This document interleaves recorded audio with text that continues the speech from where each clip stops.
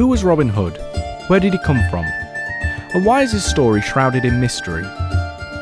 We are going to find the hidden truths about this famous outlaw and see if Robin Hood was real or not.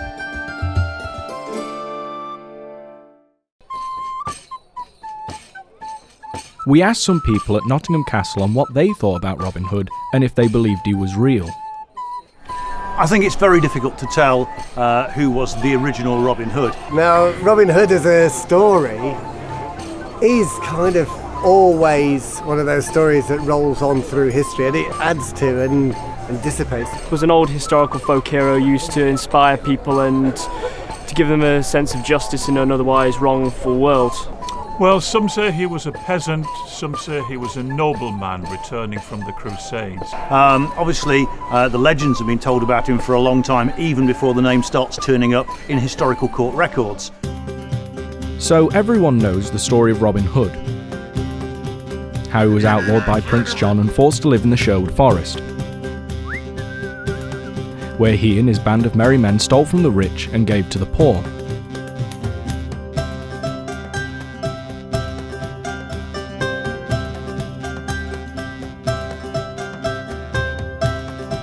His story tells of him becoming a hero of the people. People believe he was from Nottingham, but stories say otherwise. He's said to have come from a village called Loxley, located outside the city of Sheffield in Yorkshire. There are accounts of him being from towns and villages in Yorkshire, and even tales of him being from Scotland. A big theory is that the name Robin Hood is a persona taken by a number of people over time. That's why various locations have their own form of Robin Hood tale. In this documentary, we'll be uncovering certain moments in history which will help us to locate the real Robin Hood. Let's start from the beginning. Firstly, we need to look at when Richard I left for the Crusades. Stories state that Robin left with Richard for the Crusades in 1190. The first time a name resembling Robin Hood is seen in 1228, recorded in parish records as Hobhod or Robert Hood. This man could have never have been to the Crusades, as if he did, he would now be a much older man, as it's 38 years later. In 1265, a man named Roger Godberd was outlawed for fighting against King Henry III in the Battle of Hewison. Nearly 2 centuries later, circa 1446, Walter Bower claimed that Robin Hood also became an outlaw as a result of this battle. In October 1267, Godberd settled in Sherwood Forest, where he lived for 4 years.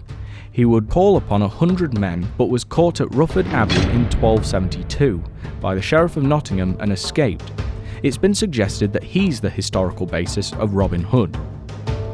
In 1324, a manservant named Robin Hood is employed by King Edward II. The name of this man closely resembles the way in which Robin Hood is spelt today, barring the Y, which was a common thing in Old English. This Robin was the king's servant, but stories of Robin Hood say he was a nobleman, who are people who own their own lands and titles, so this Robin may just be another piece in the puzzle.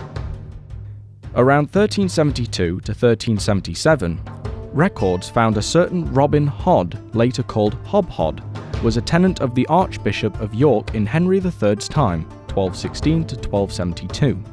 Again, the name Hobhod has appeared making 2 incarnations. At around the same time in 1377, poet William Langland mentioned the ballads of Robin Hood in his poem Piers Plowman. In 1420, Andrew of Wintown was the first historian to mention Robin Hood. He placed him in Scotland in 1283, where there was no mention of Nottingham or Sherwood. Unfortunately, he supplies no evidence as to what he based the date on. In 1441, historian Walter Bower wrote about Robin Hood living in the 1260s. This man lived in the same time as Henry III, which is similar to the Hobhod character. This is now the 3rd time Hobhod has been linked to Robin Hood. But remember, Bower said Robin became an outlaw at the Battle of Hewison, just like Roger Godberd. In 1521, historian John Major wrote A History of Greater Britain and set Robin Hood in the time of Richard I, 1189 to 1199. 1601, playwrights Munday and Chettle wrote a play called The Downfall of Robert Earl of Huntington. This is the first we hear that he was associated with the Earl of Huntington. Later, in 1746, William Stukely gave him the name Robert Fitzooth, or Fitzooth, Earl of Huntingdon, which alleged dates 1160 to 1247. This incarnation was set during Richard I's reign. 1632. Poet Martin Parker wrote A True Tale of Robin Hood. It was the first instance of him robbing from the rich to give to the poor. And from the 1800s onwards, many scholars and historians have been trying to look for the truth behind Robin Hood and have had mixed results. Looking at this timeline, it's hard to pinpoint where the original Robin Hood came from, but maybe that's just the mystery of Robin Hood. We can all have our own ideas of who he was, and that's what makes Robin Hood Robin Hood.